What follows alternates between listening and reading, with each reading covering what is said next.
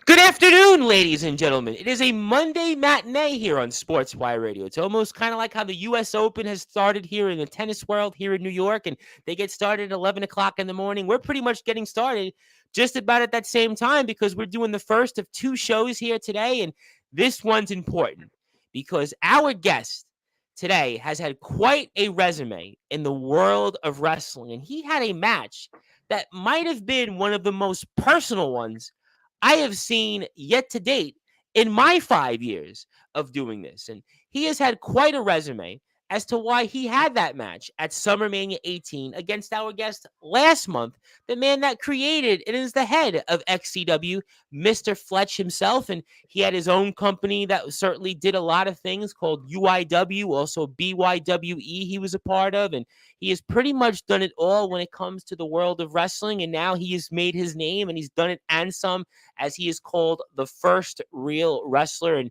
certainly the last few months, if you've been watching XCW, he has certainly carved out a niche and he has gotten into the minds of a few wrestlers in addition to Mr. Fletch himself. He needs no further introduction, but because it's the first time he is here, and he is also a podcaster in his own right, and I'll get to that later on in the show, he's got to get that introduction that certainly Mr. Fletch got and everybody else from our friends in XCW have gotten over the past several weeks. So with that,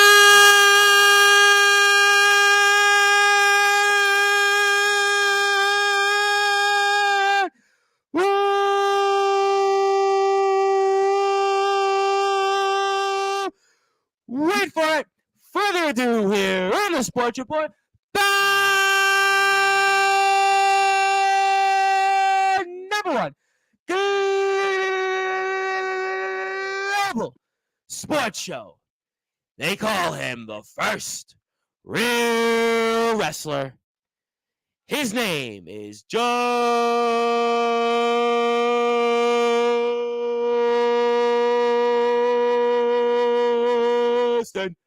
Parsley.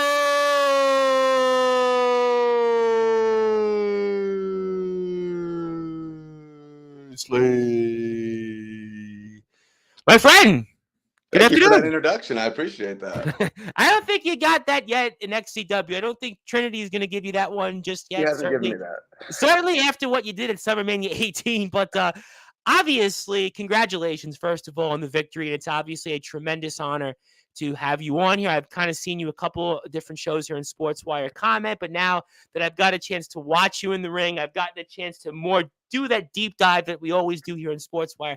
Now I totally have a grasp as to why it is very important to have you on here. But first of all, Justin, again, as I said, congratulations on the victory. And certainly it took 20 years. So for those that are listening and watching here, I mean, why did it take this long for you and Fletch finally to meet up? And obviously, we all saw it all unfold at SummerMania 18. So why in the world did it take 20 years? Well, first of all, thank you for having me on, Tom. I appreciate it. Appreciate the opportunity.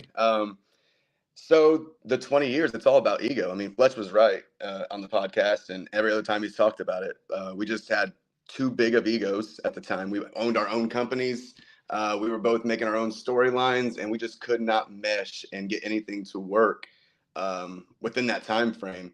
So unfortunately, it took Kurt Acid or Benji's passing for us to be united and to get on the same page. And we created some magic, I think, last summer. And then once I got that itch, it just didn't go away. So I kept coming back for more. And Fletch at the VCAs last year actually challenged me. I think that was posted and everything. So Fletch challenged me and he said, I gotta have Justin Parsley and Fletch at some point. I don't know if he said SummerMania or not, but so we're mid-season and he came to me with the idea and I'm like, yeah, we can absolutely do it this year, dude.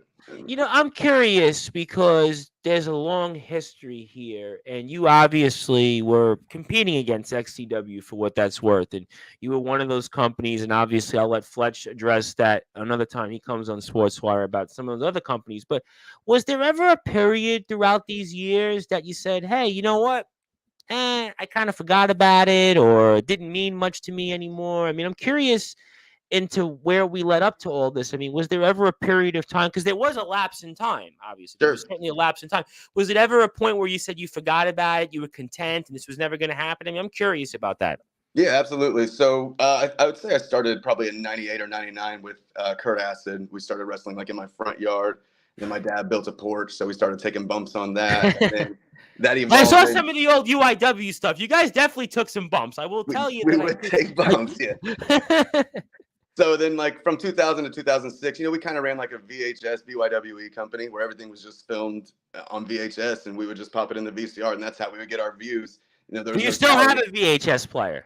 I don't have a VCR anymore. I Okay. don't have one. I've asked for one on a free website, and no one wants to come off of them. Man, they're expensive these days. That's crazy. Well, it's funny. I posted something a few weeks ago on Facebook where I live, because I'm in New York in Staten Island, and I'm walking on my walk, and I see a VHS, and I posted, should I pick the thing up, because I don't have a VCR player. I don't know who has one, and people were like, yeah, you should have picked it up, and it was a football game from 1990. It was the New York Giants and the Philadelphia Eagles, and like I wasn't like I don't have no recollection of this. Why am I going to pick it up? So I was kind of fascinated with those VHSs, and do you had any inklings if you had a VCR player? But yeah, I guess not. I still have a VHS of the Click, the reunite, whenever they break up and they're going to WCW and it's filmed at Yes. Madison Square Garden, the house show. I still have a Okay. VHS that I bought off 1996. of Sure. eBay. Yeah, yeah. Wow. Okay. Bought that off of eBay because I mean Wow. wrestling was it, man.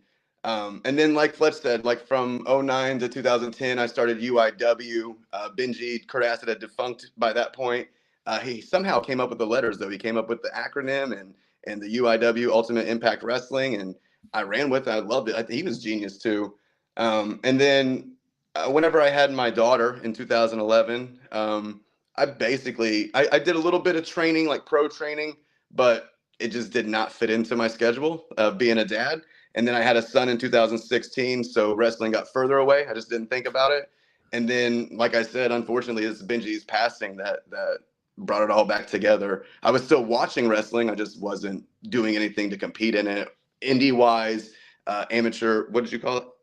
Amateur. I think Fletch calls it now. What you guys do, amateur pro wrestling, basically. Amateur pro wrestling. Yeah. Okay, I didn't know if it was but whatever it is. And I meant no disrespect when I put out the No, UIW no. video. You know, it's funny you said that though, because now, as I cover all these different types of wrestling, I have the pros on, I have the backyarders, I have now what's called the undergrounders, and we have the YouTubers, and then I have, I guess, the indie wrestlers, if there's now a thing with that.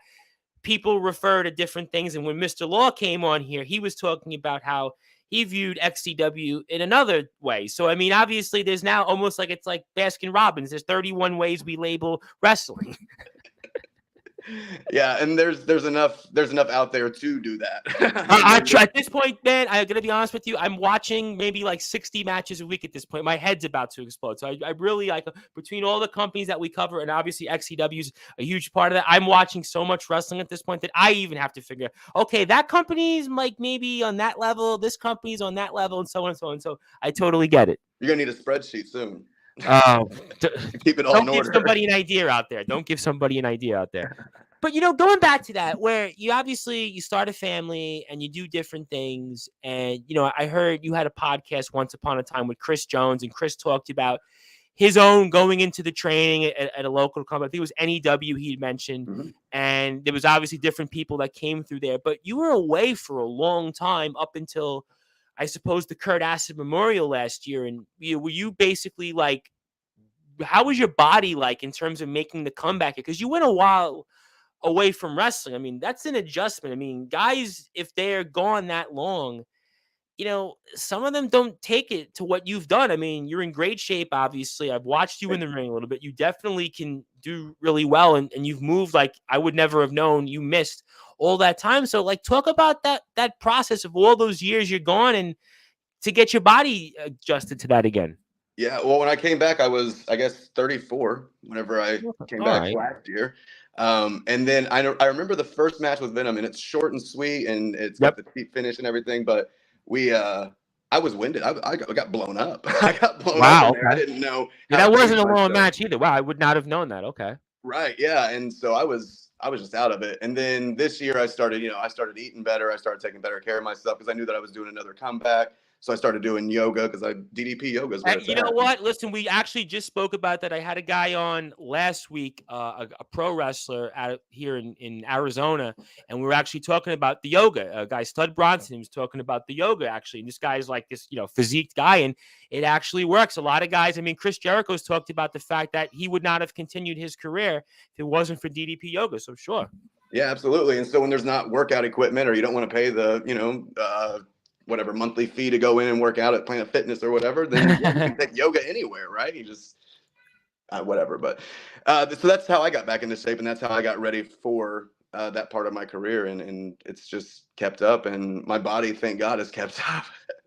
Well, how do you feel now that you've done some different things? Obviously, Brogan O'Shea, you had a feud with that before Fletch, and you're basically somewhat regular in the XCW roster. So how do you feel, and how do you approach this run now versus the runs you had prior? So how are you mentally before I come back to the whole situation with Fletch? I mean, talk to me about how you feel mentally in terms of where do you want to go from here?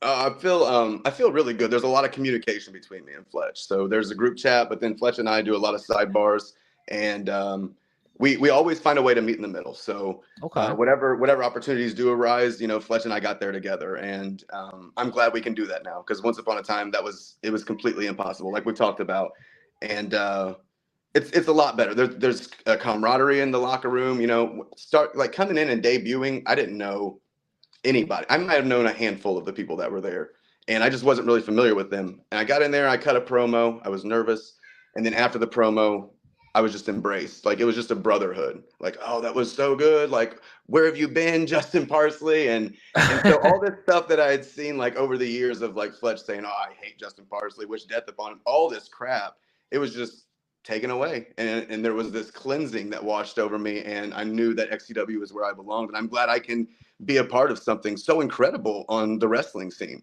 because Fletch I'm has got gonna something get to very that, unique. but you said something interesting in that kind of, was there ever regret that maybe things got heated the way they did? I mean, you've been on podcasts and said things about XCW. You even cut a promo years ago where you basically questioned the original name of XCW and what it was all about. So, and I know obviously hindsight's 2020. It's different when you're 19, 20 years old versus 34, 35 years old. I get that. But I mean, was there ever any regrets that you've had throughout all this? Yeah, I mean, of course I wish Fletch and I would have gotten along sooner, because I think that chemistry and that magic has always been there. I just think that our heads get too big to fit into the same room, and But there were people that were in XCW, like Chris Jones was there. You had Kurt Acid. Was there ever anybody from those camps that said, hey, let's work it out, or even just you appearing on TV at some point before you made this comeback? Anything? There was never that, no, it wasn't really there. And like at the time, I didn't think that our backyard wrestling was going to be, big or get a lot of views or anything. So I wasn't thinking of anything like using his name, using XCW. I was just a kid, like you said. Like we were just kids, and I thought we were just shooting the shit. I thought we were just doing our thing, and that was it. But now I see, like, because he has this amazing product, and he did always take it more serious than me, especially in that owner position. And like he said, it was just disorganized chaos whenever I ran it. Like, we would run with 7 or 8 people, and we would just, these storylines would just kind of, I mean, they moved too fast. And like, Fletch had that era too, because he had a bunch of masked wrestlers that were like his unmasked wrestlers. Yep. And, but now with this roster, like with all the personalities and stuff, like this is real wrestling. I mean, we have a ring now, man. I'll tell you that. You know what? And I'll come to a few comments in a second. I will definitely vouch for the fact, and I've said this a few times. I had ACT on, I had Mr. Law on. I call him Mr. Law because he's Jackson Law in one company, Captain Law another company, and then obviously Fletch. That I look at XCW, to me, this is the gold standard of wrestling. I don't consider this a backyard wrestling company. I look at XCW. You've got talents in there that they look to me, and they clearly have some wrestling backgrounds. They clearly have some experience. Obviously, yourself certainly be one of them that you're here with us. And I kind of feel like, to me, this is why this is a company that I look at. It's really the gold standard, because to me, this is a company, everything it's doing, it's kind of cut its own path. And that's why it's still here after 20 years. So, I mean, how do you then, you obviously one time years ago had your own company. So, how are you trying to fit in with this big roster? I mean, obviously, we've seen you with some different people here over the past year in the comeback, but this is a roster that's frankly, it's one of the biggest rosters in all of wrestling that I know of. I mean, we're talking about 30 plus people are on this roster. I mean, this is a roster that is stacked. You think about backyard companies and they've got like 10 guys and 4 of them play masked wrestlers or other acronyms or other things. And this company's got 30 plus wrestlers. Maybe one plays another gimmick. I mean, that tells you the depth of the roster. So how are you like fitting in here in this comeback in trying to navigate and do what you want to do? I'm just honored to be a part of the whole thing. And, it's checking the ego at the door and like going over these, like having the creative control to be able to have these storylines that mean something without like having to have a gold rush or without needing to add a title to. And I think Fletch likes that. And I enjoy doing that. I enjoy the storytelling part of wrestling. And it doesn't always take a belt for that. So I think leaving that room for other guys and, taking what's mine and doing what I do best. And I think it all just fits together that way. Well, we're going to certainly find out, and I want people to follow here Mr. Justin Parsley himself. You can do that on pretty much all social media platforms out there. It's called Parsleys. That is Parsleaze. Make sure you follow him in XCW Shelbyville, which is on Instagram at XCW_Shelbyville. Also, check them out on Facebook, XC Wrestling 1 on YouTube, where you can watch SummerMania 18, where Justin Parsley got a huge victory over Fletch himself, and certainly Fletch is obviously going to have to reevaluate where he goes from here, but Justin Parsley certainly is looking like why they call him the first real wrestler. And very quickly, I want to say hello to somebody in the UK, Mr. Daniel Banner, the cosplay kid, who says, hello, gentlemen, and he says, Justin Parsley, I almost thought of Justin Time, the herbiest wrestler in America. Okay, appreciate that very much. So, I mean, you get this victory here. There was obviously a lot. You tried to get Fletch off your game going into this match, but during this match that we had here at SummerMania 18, you found a way to get a victory and kind of talk about how you were able to pull this off for the audience. Yeah, so I love the fact that Fletch wanted to even the numbers up because I always bring my valet Yes. Mandy down. Yeah, Mandy to the ring with me, and so he brought out Emily to even the odds. And whenever they had their spot, Emily speared Mandy, and they ran off to the back. I thought it was fantastic that Fletch talks all this mad game about how Justin Parsley needs the numbers to be in his favor. But when it came down to one-on-one, all it took was one misstep, and Fletch was on his back for 3 seconds, and that's all I needed. Do you feel like, in a way, because this was kind of, I will bring this up because this was brought up in the post-SummerMania show, which you can see obviously on the XCW YouTube page, is that Fletch the last several months has struggled in XCW. I mean, I have seen him lose more so than he's won, and that misstep leads yet to another loss. Do you think that that's kind of that Fletch maybe, not that he's lost a step, but that there's maybe something that's kind of continuously where he falls right into your trap. Basically, he played right into what you hoped for, and you were able to pick up the W. So there has to be something there. And maybe from your vantage point, if you want to talk about it, in kind of where Fletch is kind of missing a step, or he's let certain things kind of get into where he is right now. What's your thoughts on that? Yeah, I mean, I had a rough 2022. I think I won one match, and it was just by DQ. So I definitely know all about cooled momentum. But I know he's had several, though. He's had several losses this year. You didn't have several. He's had several losses in several big spots. And, you have to question what is the future of Fletch when it comes to those in-ring competition, because he was a legend, no question. He is obviously speaks for himself, but he struggled far more than you have ever struggled in your career.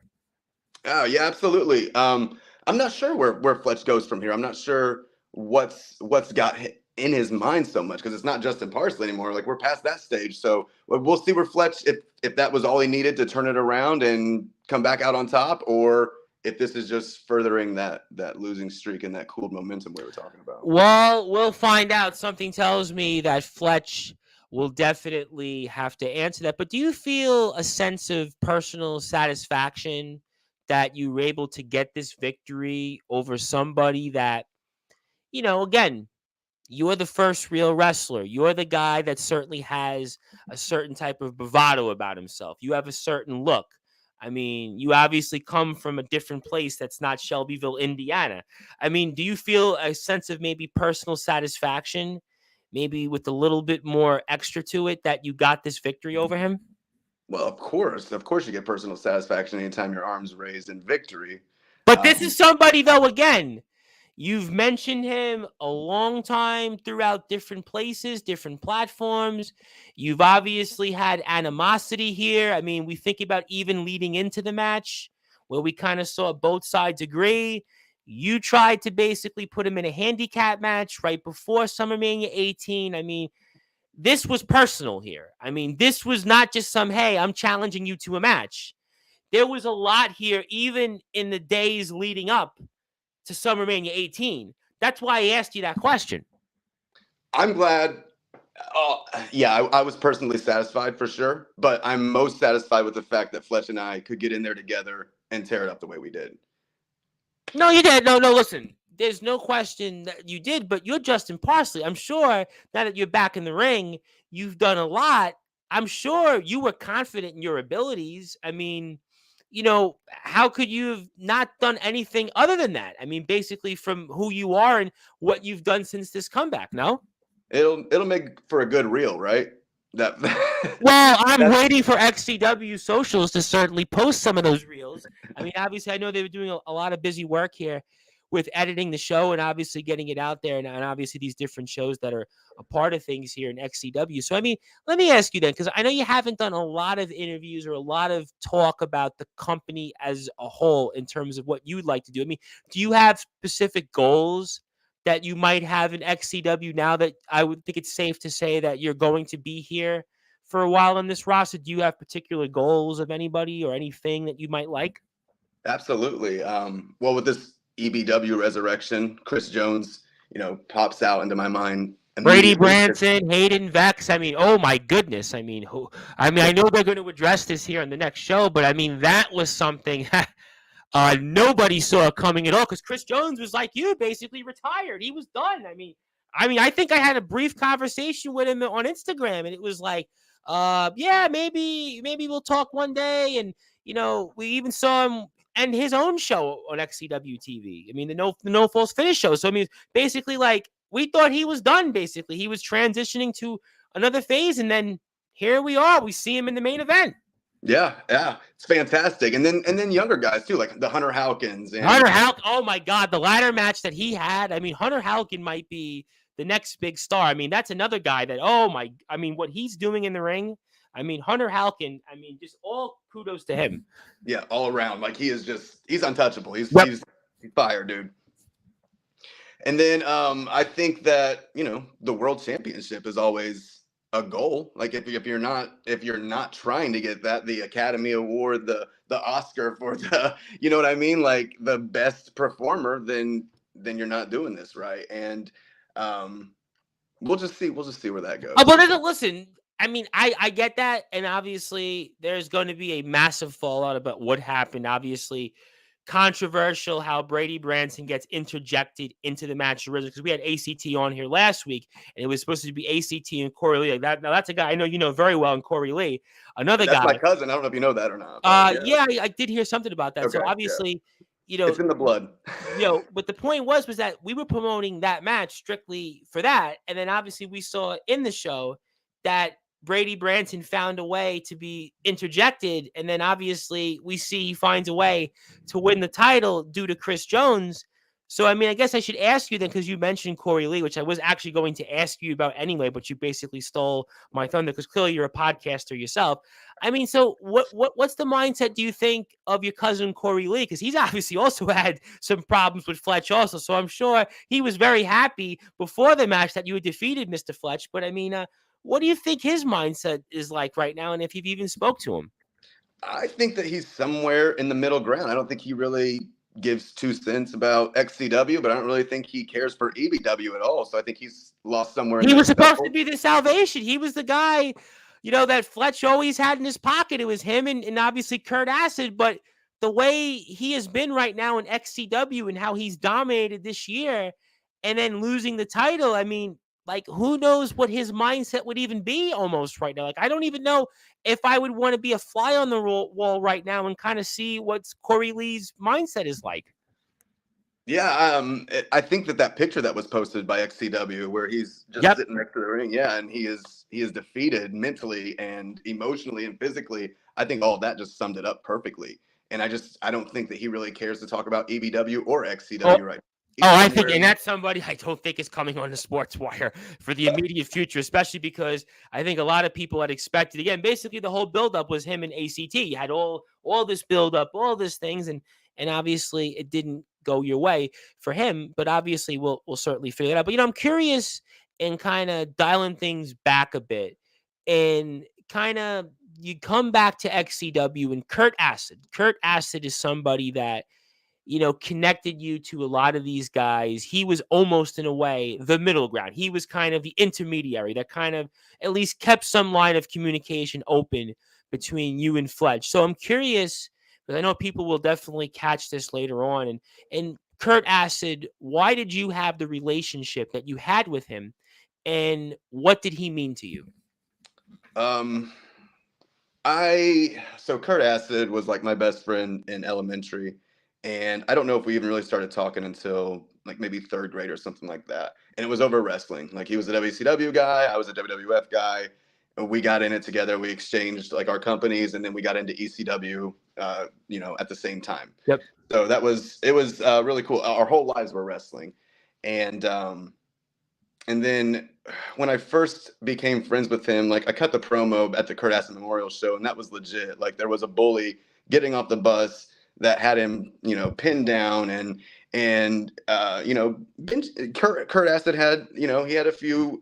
I think whenever he explained it to me, he just said that he was, he said he was slow at one point, and I could not stand to see this kid, this bully just pummel on him. So I speared the kid off, used wrestling, speared the kid off, and held him down and put him in a headlock and made him say that I was his uncle and that I was the best in the world at that time. Like here I am, like Wow. 10 years old doing this. And then from then on, Benji and I, Kurt Aston and I just, we were best friends. We were inseparable.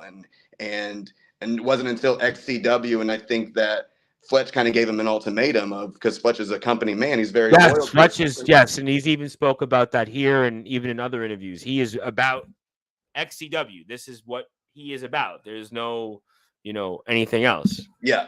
And I go XCW, then Jacoby. I'm just kidding. But I'll let the missus handle that part, so I'll plead the fifth.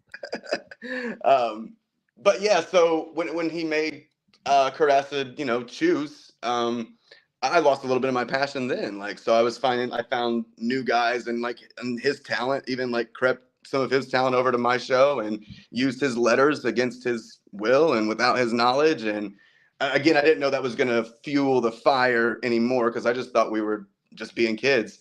And it's sad that I missed out on so many years with Kurt Acid because of his choice and because of the paths that we went down. But I'm grateful that before the end, like we would reconnect and we would talk on Facebook, and he was there, and he would send me like when a wrestler passed away or something like that, I would get a message from him letting me know, or an actor or something like that. We always had that bond about the entertainment industry, and I'm glad it came back before he went, but I wish I could have been in XCW with him.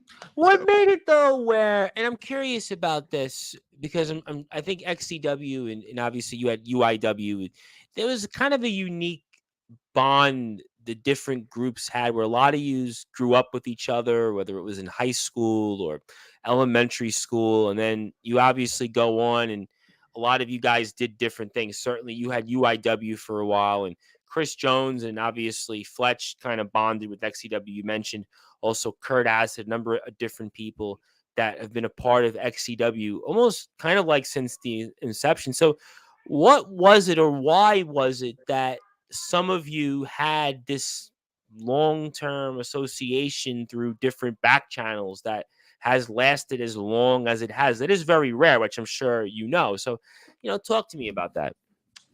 I guess it just goes to. I mean, it's wrestling, like wrestling long But term people come and go storytelling, though. But right? it's I'm in New York, right? People come and go. Like I grew up with people. I grew up with the same crew of people. I grew up in Brooklyn, New York, and it was elementary school, junior high school, and high school. I was a bunch of us. I would see the same 40 or 50 people, right? Mm-hmm. But we weren't close. In many cases, they didn't like me or I didn't like them. And we drifted off, and that was it. But you guys, the select few have still kept some communication. I wouldn't say in your case it was you were friends with Fletch, maybe with Kurt, maybe Chris Jones. You had a better relationship, I would imagine. But the point is, there was some connection. We're talking now 20 plus years, 20, 25 years. And yeah, it's very rare. I mean, I'm just kind of curious about that. Yeah, I mean, well, I love those guys, man. I love Chris Jones. I love Kurt Acid. So it was definitely out of love that I kept in touch with them. And I love Fletch now, and I wish we would have kept in touch better and talked nicer to and about each other than what we did. But the past is the past, and we're here now. Hey, listen, you know what? You still got another opportunity. And as Paul Abdul famously sang, there's promise of a new day, which I keep using, which I don't know why I'm doing that, but I kind of like the title. So there's always promise of a new day. But if you are on Sportswire Radio, I'd like people to give us a plug. We're on YouTube at Sportswire Radio. We're also on Twitter at Thomas Price 2017, Instagram at The Sports Report 2021, and 24 hours a day, 7 days a week, 365 days a year. You can listen to all of our content on sportnarium.com/play, which for those that might be wondering, is an internet radio station, which I program. So if you have a podcast like yours, Justin, you can actually play it on Sportswire for free of charge. I actually pay all the stuff. I set it all up. You have an opportunity. So if you have an MP3 and MP4, I'd certainly be happy to play it. We're plugging some new shows into the dial over these next several days. So we give people the opportunity. We also stream these shows on my internet radio station. We also play music. We play talk. We have other podcasters that talk about all things related to the world of sports and whatever else is on their mind. So you can do that here and listen to all of our content, again, 24 hours a day, 7 days a week, 365 days a year on sportnarium.com/player. And I'll be back in a few hours from now with the That's Right Greek Wrestling Association champion, Jay Gaz. Jay will talk about his win at Ground Zero. Also kind of started out like you guys, humble beginnings, kind of wrestling on cement and pavement. So that's how it goes in Greece, I suppose. But he'll be here in a few hours. He'll also be back Wednesday with UK pro wrestler The Big Cheese Logan, who was just at AEW All In, and fresh off that, he's going to be in the ring a couple of different times. He's going to talk about that, plus especially the feud that has been basically really built here on Sportswire Radio with Joel Cobra of the Modern Day Mafia. So that'll be 3 p.m. Eastern Time, 8 p.m. British Standard Time. So we're excited about all that. Stay tuned also for some more announcements ahead. But right now, we are having a great time here with now XCW's first real wrestler. They call him Justin Parsley, and he is talking about his future and more, and especially his big victory at XCW Summer Mania 18, where he defeated Fletch, who is, for all intensive purposes, the man behind XCW Shelbyville. So I want to talk about something, though, that I do enjoy from you, which is your entrance music, which is actually the same one that Tommy Dreamer had for all those years. And that is a band that I actually do kind of like in Alice in Chains. You've obviously got Man in the Box there, and I hear that dan, dan, dan, dan, dan. So obviously goes into all that Lane Staley vocals there. So talk about the entrance music and why it fits you, and why it's something that I think a lot of people would probably like as well. Well, see, with the Dreamer thing, I didn't even know that was his theme. ECW tapes were hard to get, and pay-per-views were hard to come by. So See, I grew up in New York, so it was basically like I would watch ECW, the tail end of it we had a network called Madison Square Garden Network. So you'd watch it at like midnight, 1 o'clock in the morning. I would try to squint my eyes and watch ECW. Then later on, they were on for about maybe 14 or so, 15 months on the then Nashville Network, which became eventually Spike TV years later, but they were on the Nashville Network. So I would watch ECW, and I was in school, and I remember actually with my allowance money saving up to buy ECW tapes. So that's how I got into ECW. But yeah, that's kind of... So I think it was whenever CM Punk came back after they cut his bullcrap WWE music and let him have Cult of Personality. Yep. And that guitar riff, I was like, I want something like that brings in the audience that maybe they can participate with, because the na na na. So I was like, man, this is it. Man in the Box is it. And on top of that, Benji had just passed away. I was a heel. So I went with Man in the Box to be a bigger heel. And Yeah, I could see that. Man in the Box. I could see a little bit of that. I would have said off that album, maybe Sea of Sorrow. But yeah, I could definitely see that. Man in the Box definitely has that certainly metallic riff, the vocals, slow and prodding. You're kind of a guy in the ring that's very kind of, you have a certain persona, a certain bravado. Yeah, I could see that. That makes sense. yeah, I thought it worked really well, and I've enjoyed it still. And did you see whenever I came out at Summer Mania to Fletch's old music? That Yes. was Cocky by Kid Rock, just to further get in his head. Well, again, that goes back to my point about the fact that Fletch is, the mind games that were played on him, and he kind of pretty much right now is, I think, as back to the drawing board. I mean, again, there's a lot to talk about with him, I'm sure, another time, another place, because he's got EBW to deal with, and basically in post show, I don't even think you came up. So that tells you right now, like, who knows what his state of mind is in. I mean, he was saying, he was going off the deep end. He was talking about, well, I'm not making any money. I'm not worried about the numbers right now. And he was asked about who's in the pocket, and Kurt's name came up, and and it was basically like, I don't know, we'll see, we'll find a way. He was even asked if he would join EBW. So right now, his state of mind, Fletch, I mean, who really knows right now? I mean, who knows if he even shows up on XCW TV next week? I mean, just right now, there's just a lot of questions. I'll certainly leave that at that. But, as somebody like yourself, who has obviously had quite a background, you've done some different things. I know you also do some podcasting. So I thought it'd be a good time to kind of promote what you're doing and do some other curricular activities outside of the ring. So, for those that are listening and watching, maybe talk about some of those things you like to do.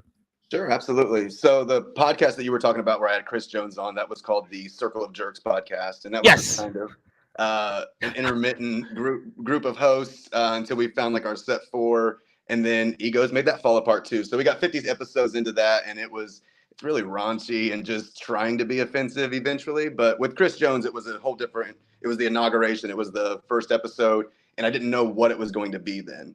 But it ends up being a comedy, a raunchy shock jock comedy type podcast. And Well, that was the days. Let me see. We're talking about like 2009. You did that 2010, something like that. Yeah, about that. Yeah, Those were the days, I think. So here in New York, we had hosts. They used to host a show kind of like that called Opie and Anthony, and that was at the time still kind of just off that. You had Howard Stern before he's now like. Howard's not what Howard used to be, but in that era, that was big for the shock jock time. That was a big, kind of thing. So to get into that, especially if you were in like your 20s, that was kind of like what was fresh in the mind. So I could see that kind of, raunchy kind of, under the book, under the table kind of thing. I could see that, sure. Yeah, absolutely. And then that has evolved into, I had a buddy who hit me up this year, and he wanted me to host a podcast called the Protect Life Podcast. And that is the mug that I'm drinking out of. So I'm just going to do a little shameless promoting there. And I think that could be found on Spotify, maybe other podcast networks. Everybody's got, Spotify. Everybody's got Spotify. Yeah. There's Anchor, there's iTunes, all the different platforms. And with that podcast, basically it's just mental health, positive mental health promotion, talking about the things that have helped keep us alive or helped keep our mental health in check. So that's like the wrestling for me, sports for him. So it's a lot of sports talk, a lot of mental health talk. We're actually running a fantasy football league this year off of that podcast. Well, I'll tell you what, this sounds interesting. I mean, this sounds interesting. And like I said, I do have an internet radio station. So if you want to be heard on the radio, you have an MP3 and MP4. I'll definitely talk with you off the air. But, you spoke about mental health, and, it's fascinating because I'm in my 30s as well. I think we're probably about the same age. And you think about it in the last couple years, right? If you go on Facebook or if you read things, everybody's talking about mental health. Now, when we were growing up, mental health, there was no thought of or talk of it. I grew up in Brooklyn, right? So if you were to talk about your mental feelings where I grew up, I mean, they would look at you like, forget it. They would say, forget about it. As one of my wrestlers that comes on recently. So I would be laughed upon. Then you basically, have to hold in whatever you thought. Now, some people took that and that kind of led them to the way they felt. Me, I was kind of like, whatever. I went with it. I rolled with the punches. I really never get too high, never get too down. That's probably why I am who I am and how crazy I am. I'm only kidding. But the point is, mental health, do you feel a release doing the podcast? I mean, you talked about wrestling as kind of an outlet, but I mean, do you feel with the podcast you've helped your own life in aspects in different ways? I'm just curious about that. We're only about 5 episodes in or something like that, 5 or 6 episodes in. I Okay. don't think that I've really found my place yet because I'm just a co-host, so I'm just Okay. kind of filling in the blanks. But I made a list of things to kind of cover, like with wrestling and stuff like that. So I think that eventually it will get there. Okay. Right now, it's been helpful knowing that our listeners are growing, so maybe we're helping people that we are reaching, and Sure. that's a huge perk. Do you feel though, because again, you've spent so much in wrestling, you've spent a lot of time into it, and the circle of friends. Again, I've gotten to know some of them. As Fletch, especially, I've known Fletch for a while before we actually connected. And Chris Jones, I've obviously watched the No False Finish shows, and I've known some of the people you've grown up with, maybe some other intermediaries in XCW. Certainly, your cousin Corey Lee would come to mind as well. But wrestling, how big of wrestling or a diversion it may have been in terms of your life and giving you some kind of, focus and well balance, because wrestling, with your circle was just like you guys would eat, sleep, and drink wrestling. So maybe talk about that aspect. Yeah, once upon a time, I could probably go through like the whole title lineage of like WWE champion and Intercontinental champion from top to bottom, and with missing maybe a few, but Yeah. it's just wrestling was that for me. You're right. It was my break away from life, and with so many stories and such long term storytelling, usually, it's nice to be able to feed into that and just pick up wherever they left off. Like just wherever you go to it, it just picks up where it was left off, or it all makes sense. Like it all made sense, and wrestling has definitely been that for me. But, music is big for me too. Music and movies, and I used to be able to do filmographies and stuff like that too. But Yeah, I heard just you on a podcast briefly, and like the host was talking about, well, I go to the movies, and and he was like talking about different things, and I kind of heard you kind of chime in about that. I actually did before COVID. I did a movie podcast. I actually still go to a lot of movies, but you spoke about music. Now I know you do some music, and do you want to talk about that for the audience? sure, yeah. So I'm a DJ at a bar here in Shelbyville, and Okay. I do a lot of karaoke jockeying. I So I saw get to some of that. I saw some clips for that. So you obviously have a lot more karaoke skills than I do. That's why I'm here and you're there. So I love entertaining, so it fit the bill, and I jumped on it, and we have a good time, and that's every Monday and Friday, a couple hours.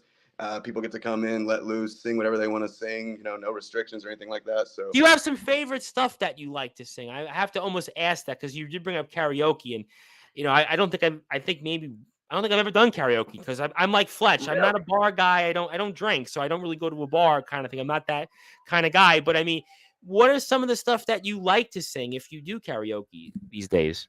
I've gotten into doing some Matchbox 20 recently. Okay. Yeah. So Sure. Sure. I like covering him, Rob Thomas, and I'm a Kanye fan, so I will rap anything Kanye just to blow the Wow. minds of the audience, which is always cool to see. And even this last Friday, I had a girl who wanted to do she wanted to do a Taylor Swift song. So here's a Well, little bit of Taylor insight. Swift, everywhere you go, if you saw the Billboard like 200, which is after the 200 highest selling albums in America, I think she had like 5 of the albums in like the top 8. I mean, that tells you right now that it's like they've kind of referred to this as the Taylor Swift summer. It's almost like Barbie and Taylor Swift. They just go almost hand in hand. It's pretty much so like at this point, you can't go wrong if you're in a bar and have a karaoke song of Taylor Swift because most likely everybody's going to know it. So that's kind of, you got to do what the audience wants That's almost. right. And I had a girl who came up and asked me if I'd do a duet with her, and I was all about it. But I'm a Kanye and Taylor fan. I'm a Conte fan, which is Which is odd. weird because years ago they had the famous dust up at the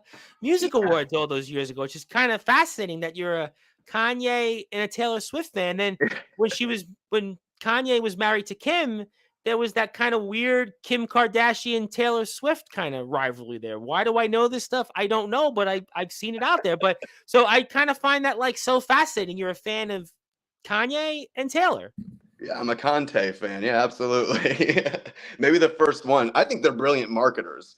Oh, Maybe they did have some beef or whatever, but I think they're just genius at marketing. well, you can't deny. Listen, and I actually do have a little bit of a background in music. I actually, I've done some different interviewing stuff. My brothers played the drums, and I've interviewed a lot of musicians. I've interviewed people that have had record deals, and I'm gonna make you laugh, but a friend of mine, actually, his girlfriend was a dancer for MC Hammer. So I mean, it's kind of like my claim to fame. So yeah, and I run into the guy. He's a limo driver in Pennsylvania, and I see him here in New York pretty much every other Thursday. So that's on in my area. He's a limo driver. So I kind of know a little bit about the music business in a sense, just from the grapevine. But yeah, I mean, you think about Taylor Swift, you have somebody that has, again, like 5 of the top albums in America. So obviously you're doing something right. You've sold more tickets than probably anybody else this summer outside of Metallica in terms of just your overall gross. And, everybody follows her, from young kids to, people in our 30s. I mean, so you have to be doing something right when it comes to marketing.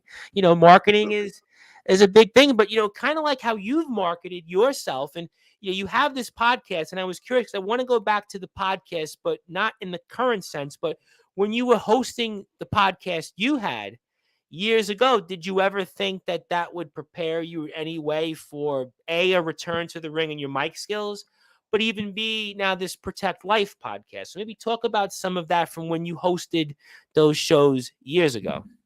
Yeah, I think it definitely helped prepare me to talk to people, get more comfortable with it.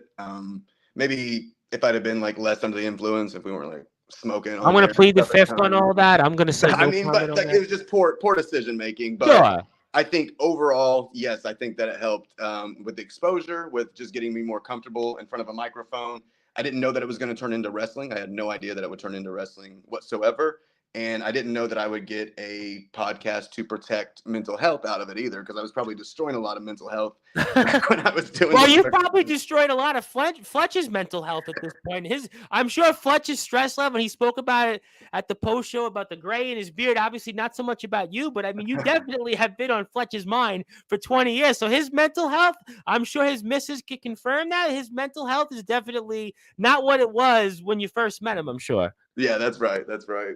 He sent me that check yes or no box, and I checked yes. And Oh, I'm sure of that. I'm going to stay away from some of that. But, you actually hosted a pod, which I don't think I find fascinating, because I've been doing this for 5 years. So when I started out, there was no video. I was doing this on Skype, but you were doing this years ago.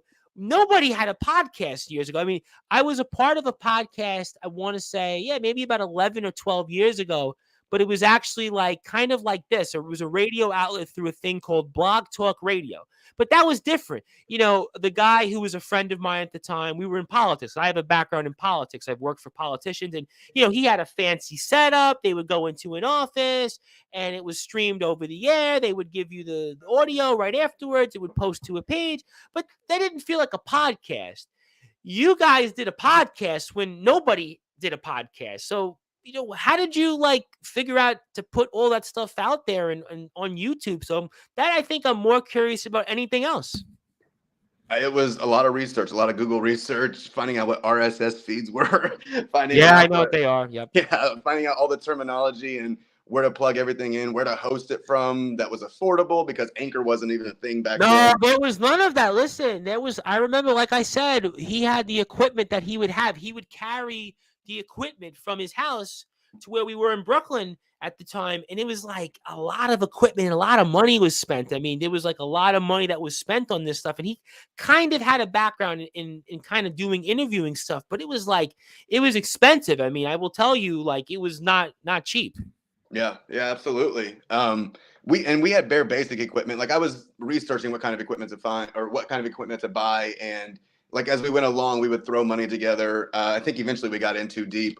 At one point, we had a soundboard with 12 channels, but Oh wow, okay. I have we a couldn't even soundboard. I get know what that 3 is. people to show up consistently. So it was just, I think that's kind of the beginning of the end, actually, towards the end of that podcast, and just caused some problems. And I wasn't ready to go to if we were going to go there, why not go to a studio? Why not rent a studio? Why not create a studio out of it if we're going to invest in all that equipment? Yeah, I get offered that. You can now go to a studio and pay $50 an hour. I mean, he's actually out there. I mean, I've been offered to go on to a radio station Wednesday nights, completely unrelated to Sportswire, but the equipment that was spent, we're talking $20,000. I mean, it's expensive. You can go to a studio now and they give you the cut of the whole thing. They even stream it for you, but nobody knew that in those days. Everybody thought, if I want to go on a radio, I have to go to either a college radio station or basically like a radio station that you had to have the equipment. So, I mean, to have all that stuff. And, now it's like, if you're starting out now, you're going back into it, it's like nothing. All you have to do is have not even a microphone, just have access with a laptop. And yeah, that's it. It's different. I mean, I have some equipment now. Like I've actually, I've bought lighting, I've bought speakers, I bought, USBs, a microphone. I don't even use the sound mixer. When I started, I used the sound mixer. I bought a sound mixer. I bought like a professional microphone, and, I had some cables. But now it's like you don't even need that stuff. It's like, so now you got to be so happy doing this, because years ago, like you said, it cost X, Y, and Z to put that stuff out there. And now all you got to do is just have access to, Anchor is just a phone. And even if you do anything else, all you have to do is a laptop and talk into the computer, and that's it. Yeah, absolutely. Yeah, 2023, the technology era. I mean, it's nice to see those advances and to see technology catch up and to benefit us in those ways. Okay, so we'll definitely see all that. And I want people to follow Justin out there again at Parsley's. That's on all his different platforms. You also can see, I believe the Protect Life podcast is also on YouTube as well. I see a link is out there for that. I'm going to bring it up here in the description. So hang on tight for station identification in a few minutes for that. We'll definitely do that. But in the meantime, catch him on Facebook at Parsley's, Instagram at Parsley's. You can also catch him on Twitter at Parsley's. And you can find out more things related to XCW Shelbyville on Instagram at XCW_Shelbyville, YouTube XC Wrestling 1, and also Facebook XCW Shelbyville 1. And we are here with Mr. Justin Parsley talking all things related to his career. So UIW, I want to come back to that because obviously you've done a lot of stuff there. And just, talk to me about your memories of wrestling and UIW, wrestling in the yard, and those memories and doing those different things, and kind of walk me through that experience. Yeah, so I think it started with even Kurt Acid attached to it in some VHS. And Chris was a part of it as well, obviously. He was a part of UIW. Who's that? Sorry. Chris was a part of UIW as well. Yep, Chris even. And he was XCW loyal until we saw the EBW. But so I guess Chris's loyalties never were as authentic as they seem, maybe. But no, it was great having Chris and Tommy and Corey, and those were the guys at the time too. That was Fletch's crop, like his cream of the crop were those guys. And I imagine that's probably what caused so much animosity there. But it was just, like I said, it was fun. We were just recording, and I didn't even know if it was going to get YouTube hits or anything like that. I just I put it out there. Just that's what I do. You guys got a lot of hits, though. I mean, you have stuff with 400, 500, 800, 300, so on and so on and so on. And, it's kind of weird like that. And Fletch has, I know, off the air and on the air, has talked about the numbers. And I even have some yarders come on. And my last, not yesterday with James Tiller, but the one before that on Saturday, was talking to me off the air on this whole thing about numbers. We look at numbers. We look at viewers and the algorithms. And you guys have numbers for stuff that was put out there in 2010. I mean, that must blow your mind, no? Absolutely, it blows my mind, and it's an honor that Fletch would take that stuff and put it on XCW, All Access as well. Yep. So he kind of edits it and adds logos and maybe changes the music or whatever. But it's fantastic that it's getting even a further reach. And like I said, it was fun. We were doing it in my uncle's backyard. We were breaking his fence. He was complaining about it. Yeah, I did see some of that stuff, and I was like, how did these guys get away with the fence being broken? I wasn't going to ask you that on the air, but I was watching some stuff, and I'm like, how would these guys have gotten away with it? If it was me, I probably would be. I live across the street from a cemetery. I would be in the cemetery right now, figuratively and literally. I mean, it wouldn't even be a thought of. I mean, we would have no conversation. So I don't know how you guys got away with that stuff.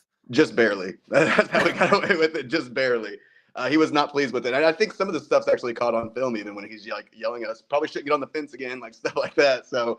And then eventually, we stopped doing it and we all faded out. And then the ring became a thing. Like Fletch got a ring and his show took off. And if we're talking about numbers and algorithms, I do want to go back to that real quick. Absolutely. If you look at any of the current or most recent XCW, this is just a fun fact, thumbnails, if it has Justin Parsley's face on it, those views tend to when they know that Justin Parsley is part of the show, those views tend to go up just a little bit. Well, I would say Summer Mania had a lot more views than some of the recent XCW shows, and you were a big part of that. There's no question that you were a huge part of the show. Your feud, might have been the most intense feud. I mean, it was obviously a number of feuds, and I don't want to take away from those matches and obviously the card itself. But there was no question that you and Fletch.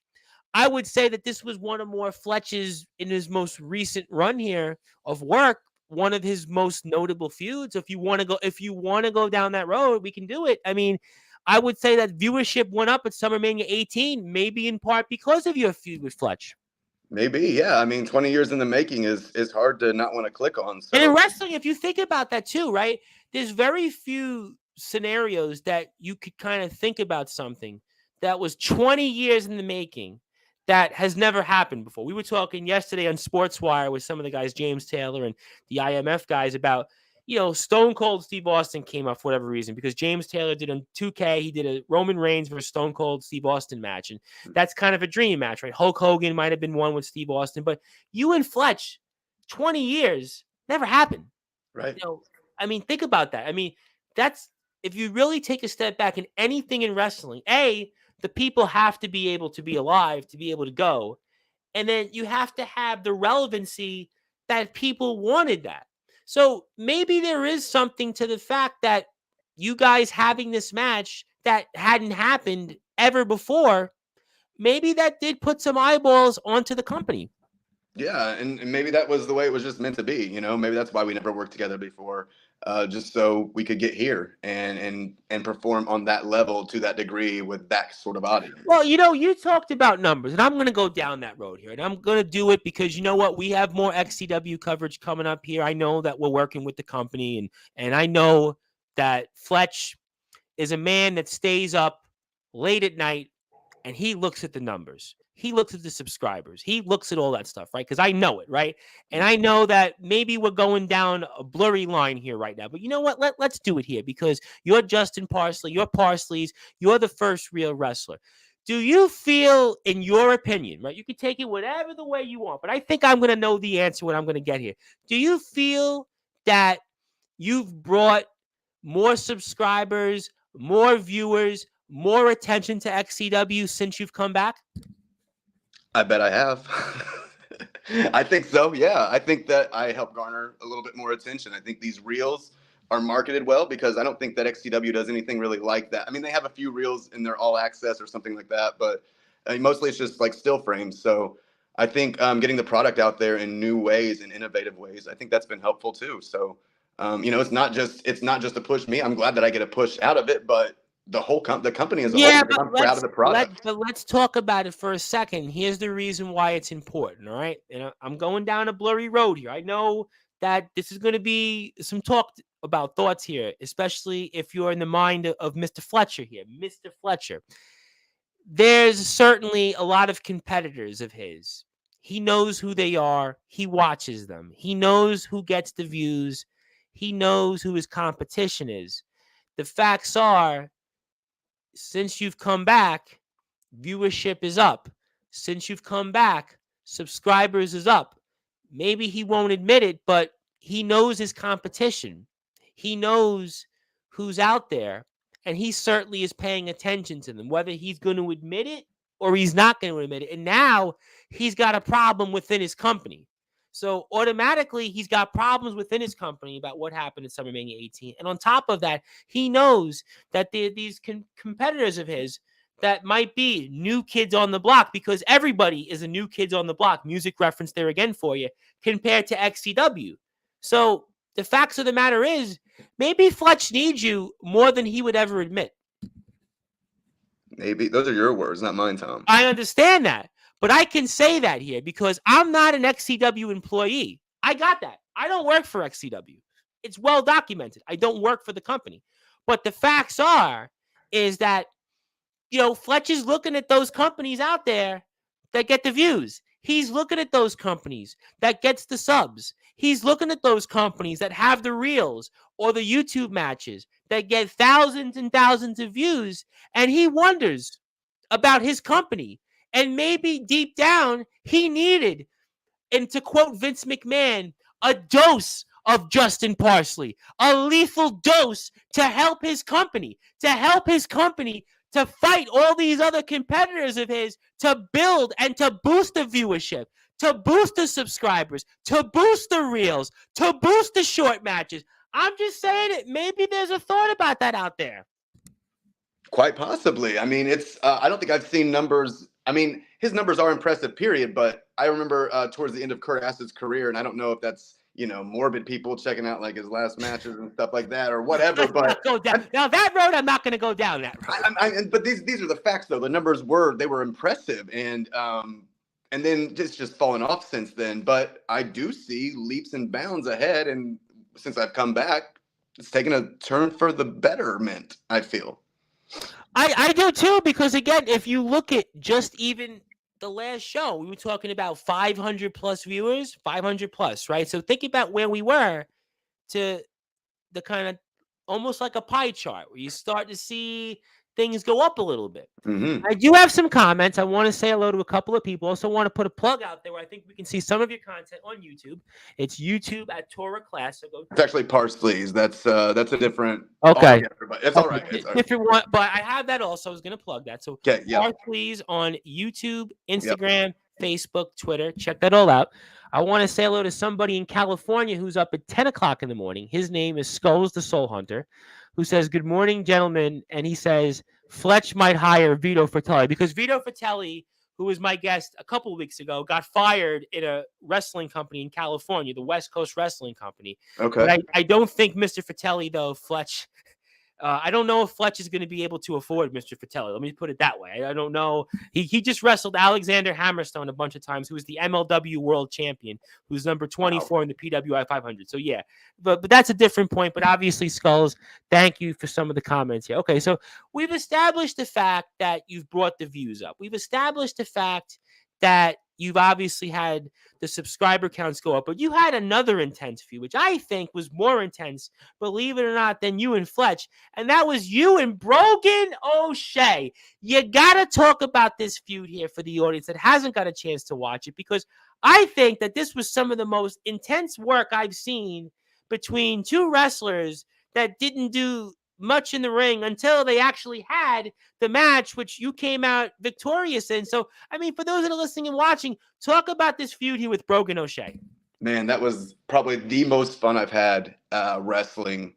How about the one scene where he's in the house and you came in, or it was Tommy Merriman, you beat him up? I mean, that was like, oh my God. I was like, was that like a horror movie or something? Right. So we start out aligned and we have like this kind of cult, weird loose stable that we're building, and then we just had like a fallout at the end of that season. So Justin Parsley went away for a little bit, cleared his head, cleared his schedule, got ready for this season. And when I came back, Brogan would not shut up about how I wasn't sorry, or how he would just mock me and say that he made fun of Kurt Ass, said you're gonna forgive him, and I'm trying to do this babyface run, and he's just trying to hold me down.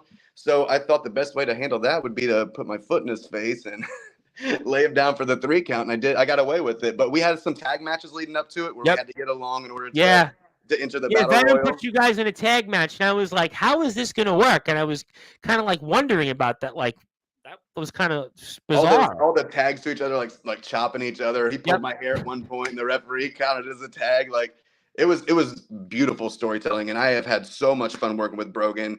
I see why Chris Jones, before he left XCW, put over Brogan on his way out. Brogan's good, and he's good with the microphone. He's good in the ring. He's just one of those brawlers, and he's got. Yeah, he's very versatile. I have to say, in watching his work the past few months, and obviously getting familiar with the feud that you guys had, there's no question that he's, a very intriguing person on this roster. Again, it's a big roster. There's a lot of people. We had Law on. I think Law's another one of those up-and-comers. Obviously, we spoke with ACT. ACT is another one of these guys. But there's a lot of versatile wrestlers here on this roster.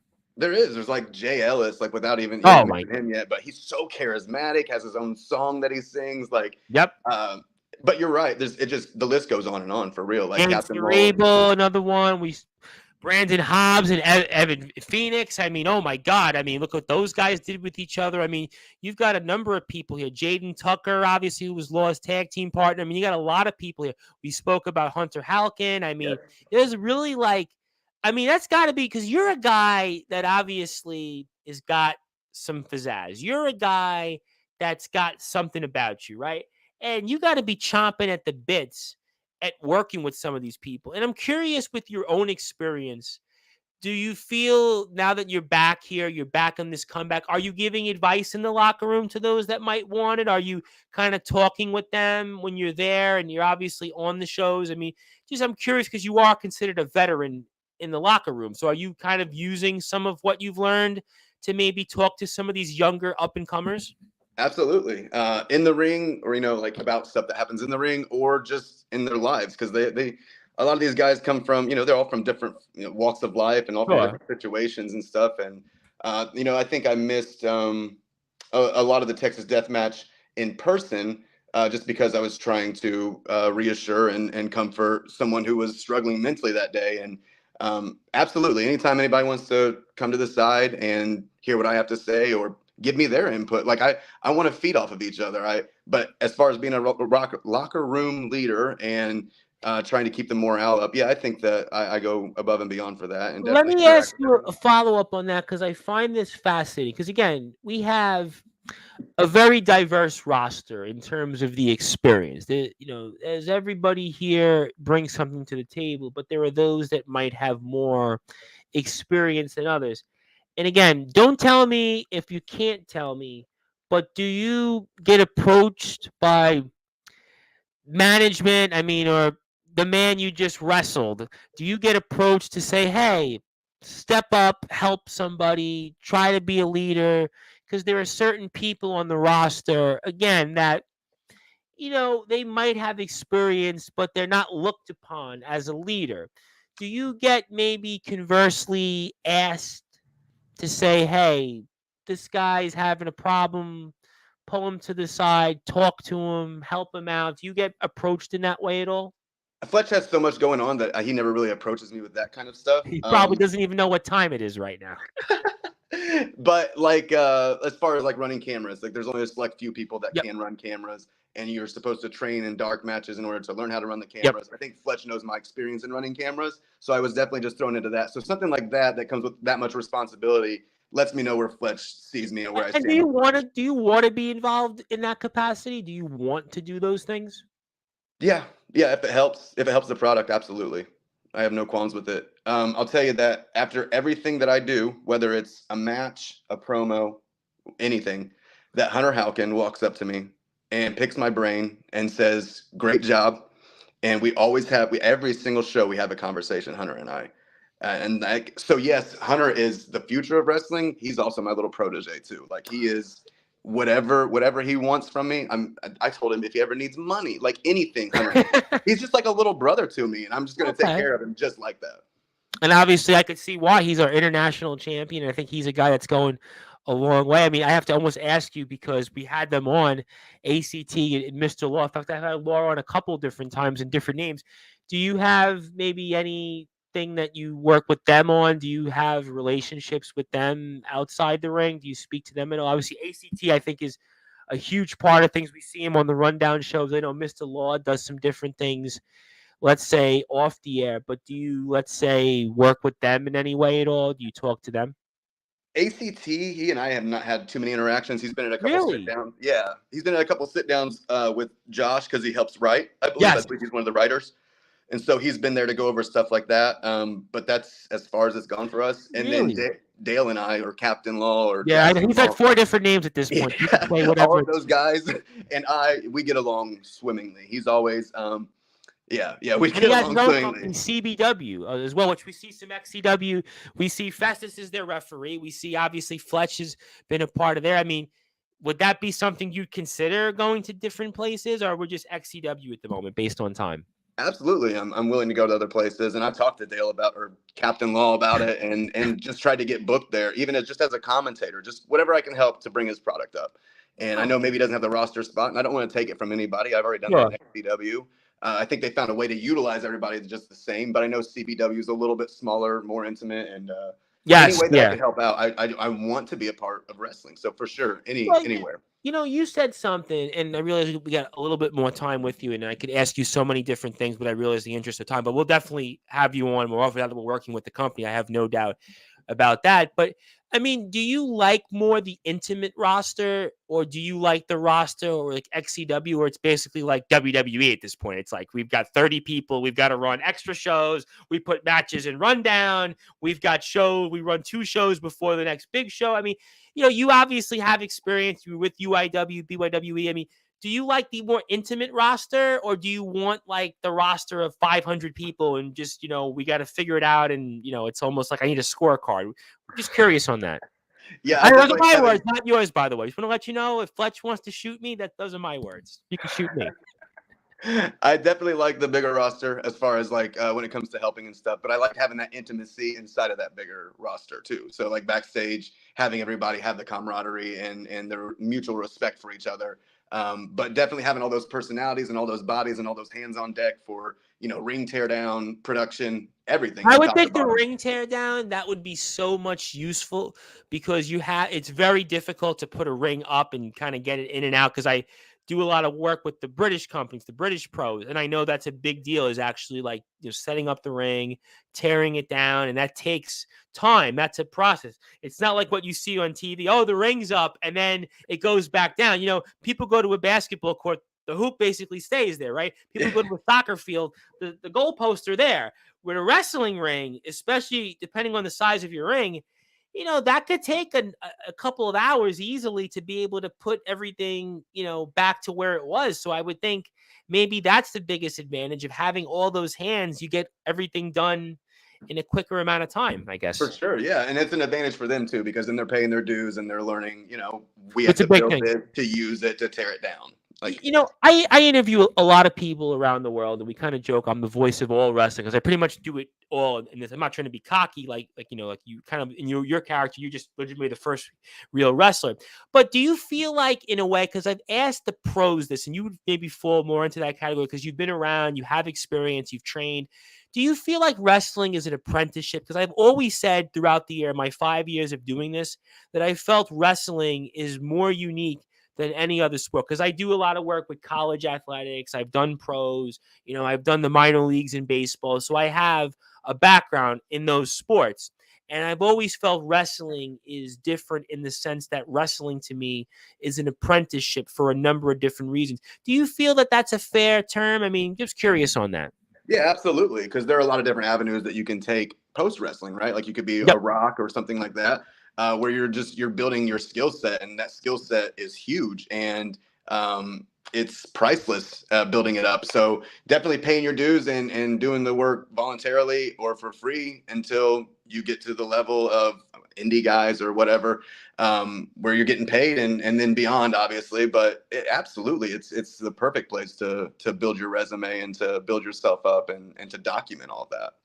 Yeah, I was curious about this because I had Vito Fratelli on, and Vito is one of those few wrestlers that I could honestly say that is making a living being a pro wrestler. He's had wrestled 200 times in the last 2 years, and he's That's awesome. wrestled in Mexico, WWE guys, and he's got wins over him. So that's a guy that's making a living as a pro wrestler, and it's fine if other people don't. But I was curious to get your perspective on it, because you've done a lot of different things here in the wrestling world. So as I'm coming up to closing thoughts, and I want to be respectful of your time, because obviously you've got a number of different things.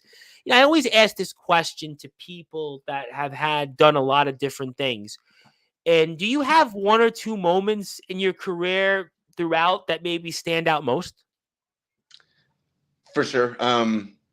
But like those moments are a lot of working with Kurt Acid, and some of that stuff's not even filmed. But as far as I guess in the ring, like doing it this time, being in a ring is amazing, and I think the story of Fletch and I was fantastic to at least put a bookmark in it, and then we'll open it up later to see where it goes if that story's done.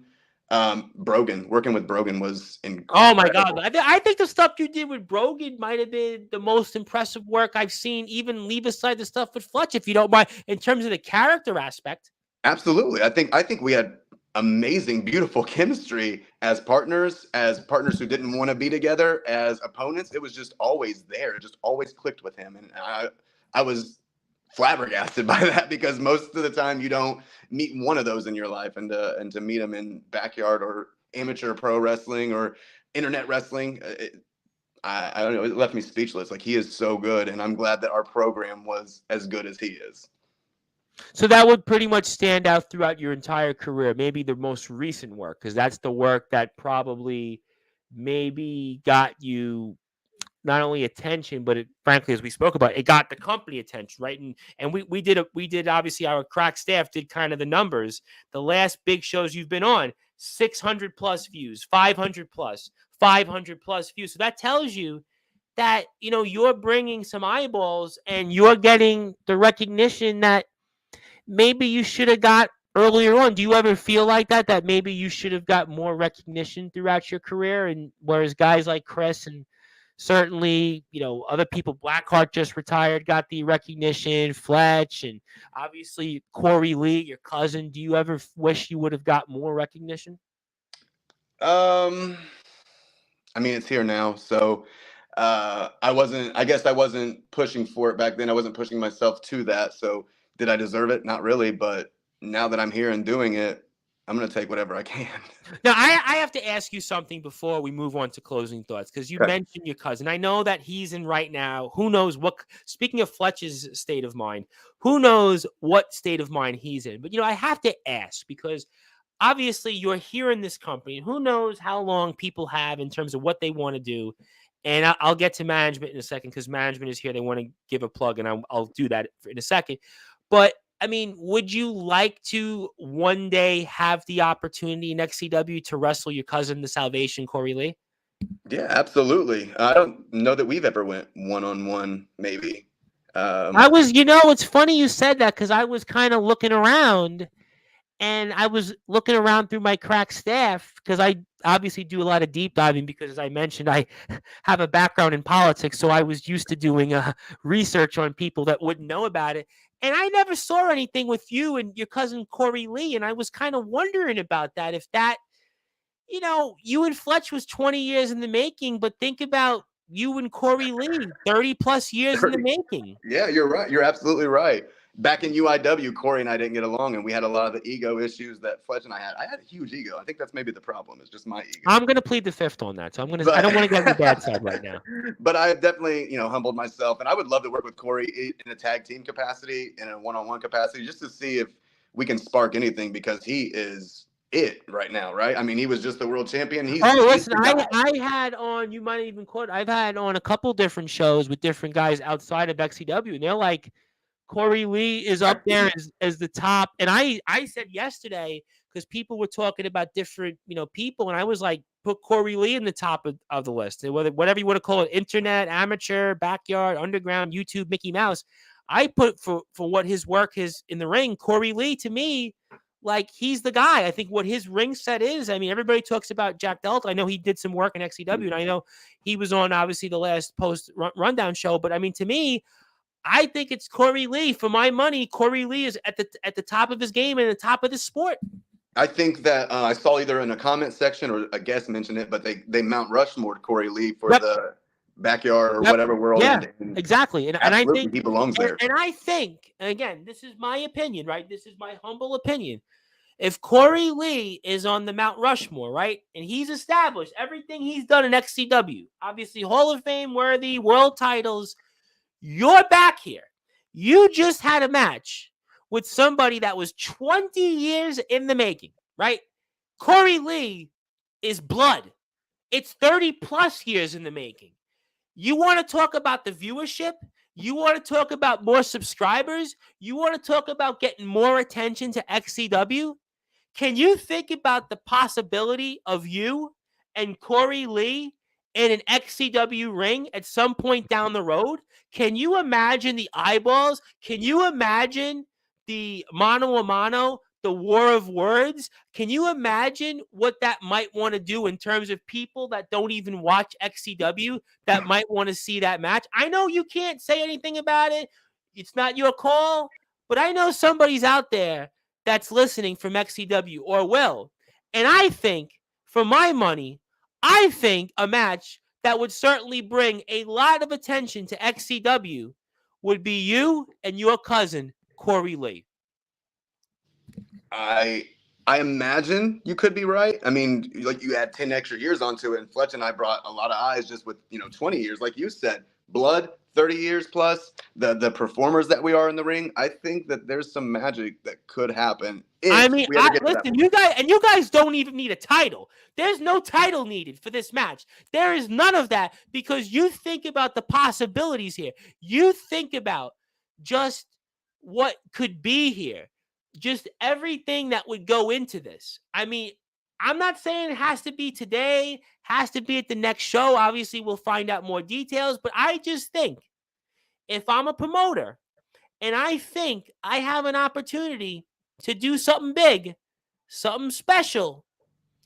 Parsley's versus the Salvation. Family versus family. Guys who might have reinvented themselves and who are at the top of their games right now. This is as ever an attraction match that there could be. That's why you want to follow and subscribe to XCW on YouTube at XCW Shelbyville. Also, XCW Wrestling 1 is where you can see the title and all that content. Where you might see, who knows, one day Corey Lee and Justin Parsley. But you can also relive some recent big wins from Justin Parsley, like Brogan O'Shea, like our most recent guest, Fletch himself, the man who is the head of XCW here. So, obviously, it has been a tremendous honor to have you. And I know you're a busy man. You're getting ready for what the future lies here of you and XCW. So I want to say two things to you, and I want to give you the opportunity to say them to a broader audience. The first is here. What do you want to say to people that are coming back and hearing your name, and to people that are hearing you for the first time, and to those people, what do you want to say to them to go along with you and follow you on this journey that is taking you to a whole nother level right now? I guess I want to say that I'm easy to find. I made all the handles consistent for you, so there was no complications. And check me out. And if you want to talk about it, you know where to find me. Okay. All right. That was kind of short, sweet, and simple to the point. So I have another point here, which I don't know where it's going because we've kind of touched upon it throughout the show. Obviously, Fletch himself, but do you have any final words for Fletch or anything that you might want to say to him, especially after you got a victory and once again got in his head? Anything you might want to say to Fletch as we get ready to go off the air?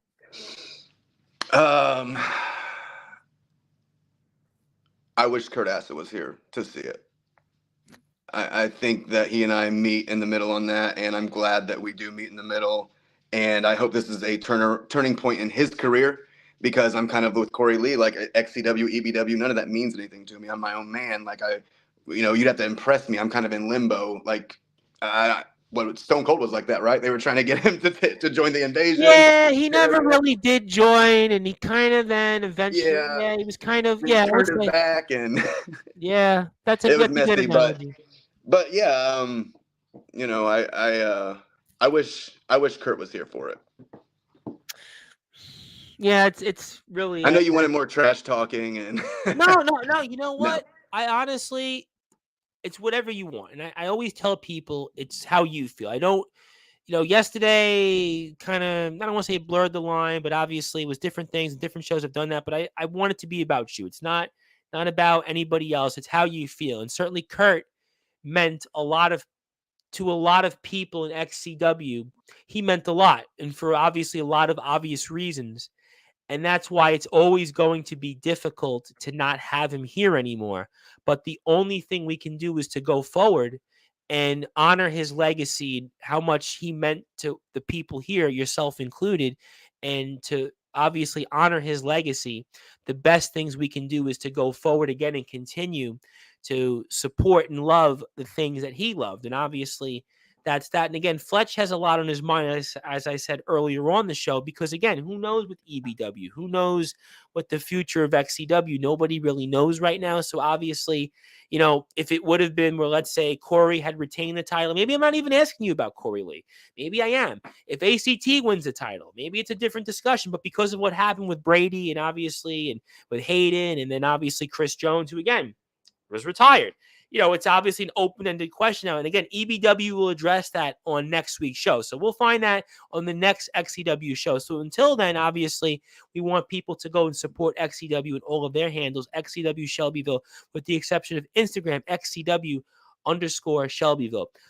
It has been a real honor to have you. And I want to now give you the opportunity to say anything that you want, any closing thoughts, anything that you may want to plug, share, say. And I could talk for hours with you. And I could certainly hope that you'll want to come back onto Sportswire. Absolutely. But until then, I want to give you some closing thoughts. Anything else you want to plug, share, say.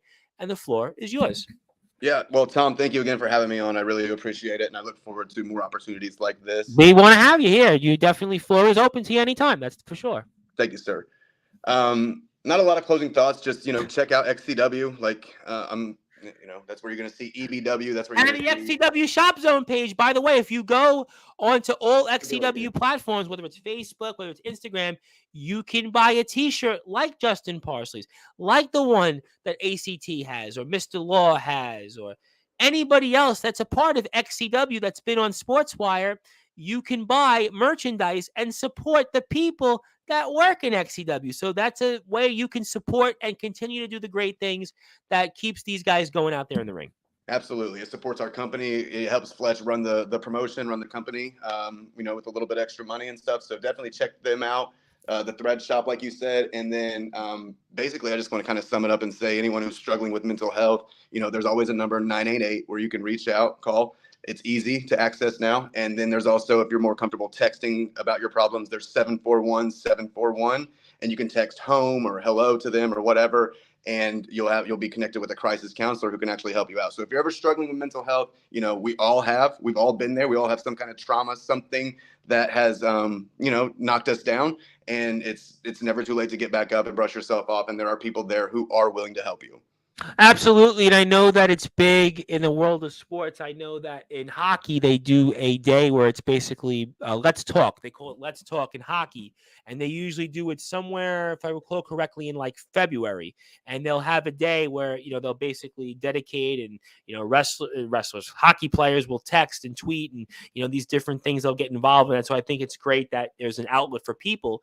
Because who knows what people, you never know what people's minds are going through, whether it's all different things right now in the world, whether it's the economy, whether it's just the, people just in their depression, and, here in New York, we're going through a lot of different things, and, just politics and everything. No, right. Listen, you don't have to tell me about politics. And being in that world, I can tell you that that's a world that, there's people, you can see why, but obviously the facts are that there is people out there that want to talk, and obviously being here on Sportswire, if people want to DM, they can definitely DM me for whatever reasons. You want to make fun of me, but all kidding aside, if you want to talk, I'm always here. I'm always available. Happy to chat with anybody out there. But in the meantime, follow Justin Parsley at Parsley's on Instagram, YouTube, Facebook, Twitter, probably TikTok. I know XCW is also on TikTok, so I got to make sure. But I still don't have TikTok. I've got Threads, but I don't have TikTok, so I have to do TikTok. I know, but yeah, you do. You got to get on. I know. You know what? I just joined Threads, and I'm occasionally doing Threads, but I'm like, my head is like ready to explode. Not to the level of Fletch, but like I am like to the point where I'm on all these platforms. And okay, it's enough is enough. But the point is, yes, I'll get on there eventually. But please support Justin Parsley. Please support XCW. All the great things they do. We have more coverage ahead of XCW in the next few weeks, so stay tuned for more details. But I want to thank you so much for your time. It has been a tremendous honor. Congratulations on the recent victory at SummerMania 18. I look forward to more opportunities to speak with you ahead. And thank you again, and keep up the great work. And thank you again. Let's do it again soon. Same to you, Tom. God bless, man. All right, ladies and gentlemen, that was here Mr. Parsley's himself, the first real wrestler from XCW Shelbyville. His name is Justin Parsley. He is fresh off the heels of his huge victory a few short days ago at SummerMania 18. He is certainly bringing more eyeballs back to XCW over Fletch, and he's going to talk obviously more about that, I'm sure, in the weeks ahead on XCW TV. And my name again is your voice of all wrestling, the host of the Sports Report, the man behind Sportswire Radio, the Reverend Tom Bryce, and I'll be back here later this afternoon with Jay Gaz, the Shadow, Jay Gaz, the GWA World Champion, also be back here Wednesday with the Big Cheese Logan, who is going to be a part of GT Ministries and CCW. But in the meantime, if you're on sportnarium.com/player, you go back to your regularly scheduled programming. But in the meantime, good afternoon, good morning, good evening, wherever you are, on the number one global radio station that was Sports Wire